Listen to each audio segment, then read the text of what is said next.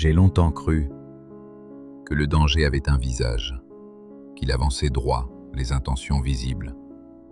J'ai longtemps cru qu'on pouvait le reconnaître, jusqu'au jour où il a prononcé mon prénom comme une habitude. Le plus dur dans la trahison, ce n'est pas la chute, ce n'est même pas la douleur. C'est cet instant où tu comprends que la lame n'était pas étrangère, qu'elle connaissait ton cœur mieux que toi. Bonsoir, je suis le poète amoétique, et ce soir, je ne viens pas raconter, je viens déposer ce que beaucoup vivent sans jamais le dire. La trahison ne frappe pas, elle s'infiltre. Dans un frère qui te connaît trop bien, dans une sœur qui sourit encore, dans un père qui s'éloigne sans explication, dans une mère qui te brise sans le vouloir, dans un époux qui promet mais ne tient plus, dans une épouse qui reste mais n'est déjà plus là, dans un ami d'enfance qui a vu ton innocence et choisit pourtant de s'en servir, dans un regard où la jalousie s'est installée en silence, dans un geste où l'argent a remplacé l'âme, dans un supérieur qui te serre la main tout en creusant sous tes pas. Et parfois, le plus difficile à admettre, c'est quand elle vient de toi, quand tu t'éloignes de ce que tu savais être juste, quand tu te trahis dans ce que tu avais pourtant compris. On dit toujours « non, pas lui, pas elle ». On refuse d'y croire, parce qu'on pensait connaître. Mais la trahison ne vient jamais de loin. Elle parle ta langue, elle connaît tes silences, elle sait où ton âme respire moins fort.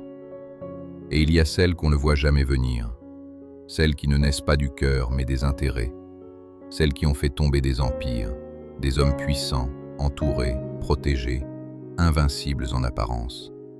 Et pourtant, renversés, non pas par la force, mais par une loyauté brisée, un regard acheté, une parole retournée, un proche qui n'a pas résisté, par peur, par pression, par intérêt.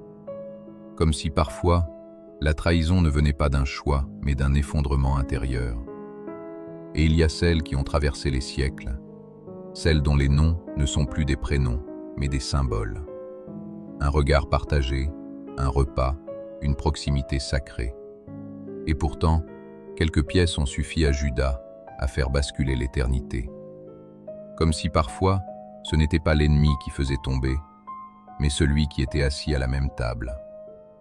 Et il y a celles, plus silencieuses encore, celles qu'on n'assume pas, quand on reste alors que l'on est déjà parti, quand on dit « je t'aime » alors que le cœur regarde ailleurs, quand l'autre croit encore pendant que toi, tu as déjà franchi une ligne invisible, quand on n'ose pas dire par peur de blesser, mais que le silence devient une trahison plus lente, plus profonde, plus destructrice encore, parce qu'elle ne coupe pas, elle use, elle vide, elle laisse l'autre dans une vérité qui n'existe déjà plus. Ce ne sont pas les ennemis qui nous brisent, eux ne promettent rien, ils ne s'installent pas dans ce que tu protèges. Non, ce sont ceux qui étaient déjà là, ceux à qui tu as confié tes nuits sans défense, tes vérités sans armure, tes fragilités sans filtre. Ce sont eux qui apprennent à la lame le chemin le plus court jusqu'à toi. Et le pire, ce n'est pas le moment où tout se brise, c'est l'après. Ce silence étrange, où le monde continue comme si rien n'était tombé.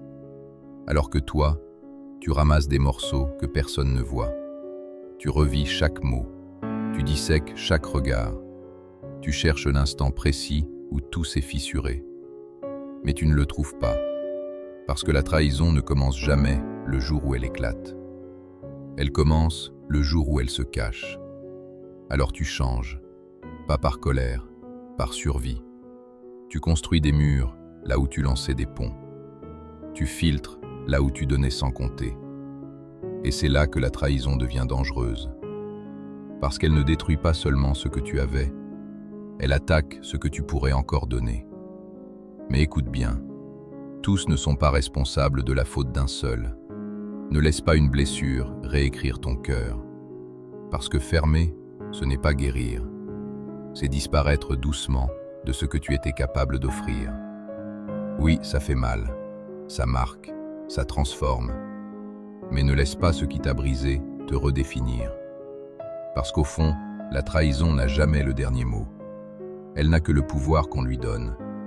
Et s'il ne devait rester qu'une seule vérité, alors garde celle-ci. On ne guérit pas en fermant son cœur. On guérit en refusant de devenir ce qui nous a détruits. Merci.